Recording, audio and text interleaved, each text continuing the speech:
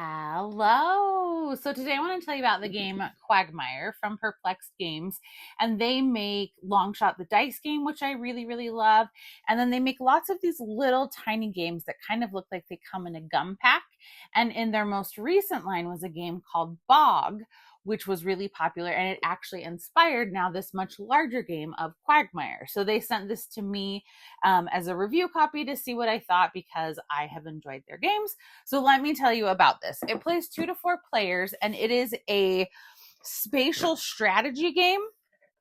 And it's one of those that doesn't have a rules heavy set, but the amount of strategy that it has is very deep and satisfying. So if you are playing with 2 players, you use these red beetles in these 4 positions. There's going to be 16 lily pads.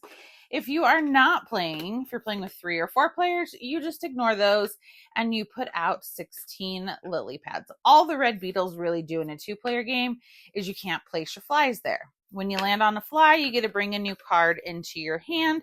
So flies are helpful in that way. The flowers don't mean anything other than they make the board look prettier.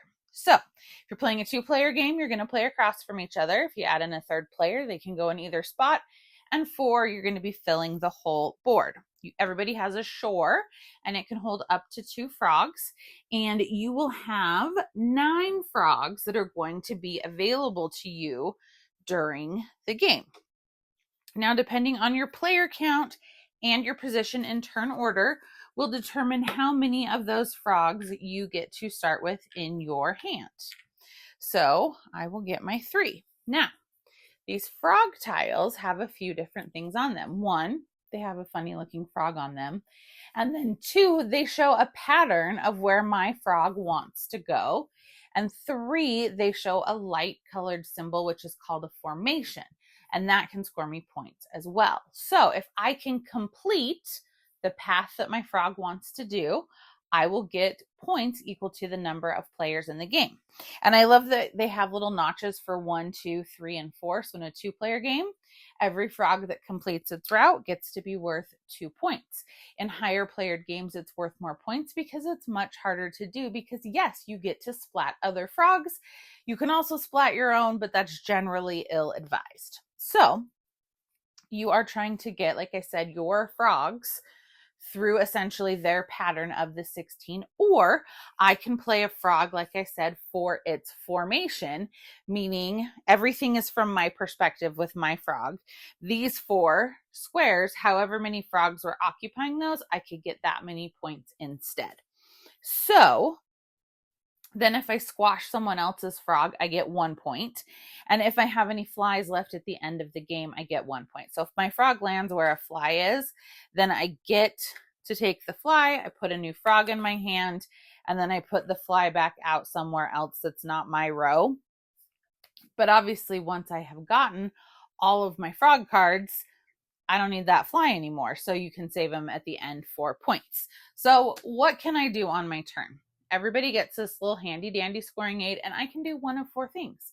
The first thing I can do is play a frog. So from the 3 in my hand, I can decide who I want to play first, and I just put them on my shore. My shore can hold 2 frogs. It can never hold more than that. So that is one option on my turn. My next option is I can move a frog. So I will move a frog. Again, looking from my perspective, it doesn't matter how this would look from someone else's, to the first spot it shows that he wants to go, which would be here.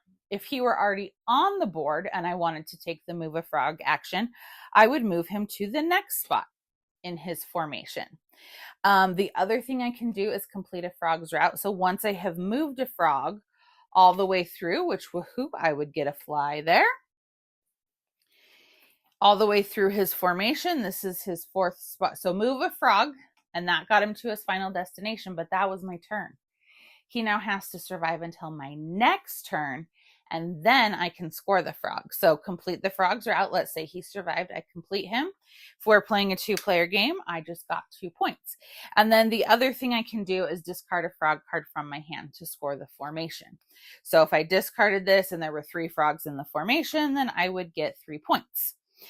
If at any point I can't take a turn, then I lose 3 points that I have banked, and I get to draw 2 new cards. Now, Once someone has gotten their final frog into their hand, so there are no more for them to draw, at that point, the first person who cannot make a move will end the game. And there's no penalty at that point because the end game has been triggered. So until the end game is triggered, if you cannot make a legal move, then you're penalized once the end game is triggered, meaning someone has drawn their final of their 9 frogs and someone can't make a move, then that will end the game. And you simply score up your points, which is really easy because everything is right here in front of you, and whoever has the most points wins. So I really like this game because, again, it is super simple. I can put a frog on my shore.